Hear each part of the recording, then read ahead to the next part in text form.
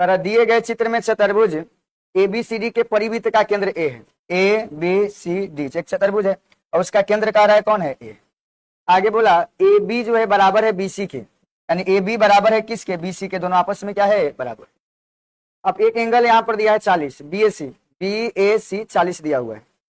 आगे बोला तो ADC क्या होगा, ADC यह एंगल आपसे पूछा जा रहा है क्या, यह एंगल आपको पता करना है कितना के बराबर।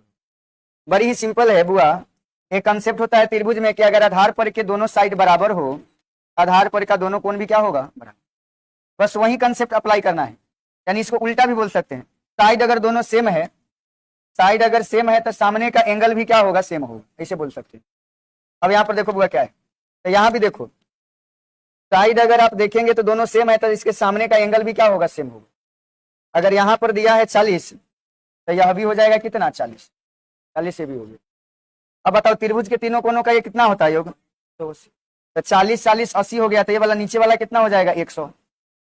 अब फिर आप रूल जानते होंगे बुआ कि चक्रीय चतुर्भुज में आमने सामने के कोनों का योग कितना होता है 180, उसी के आधार पर नीचे वाला अगर 100 है तो ऊपर वाला कितना हो जाएगा 80, क्योंकि दोनों को मिलाकर 180 हो जाना चाहिए और हमारा आंसर जो होगा वो 80 डिग्री के बराबर है।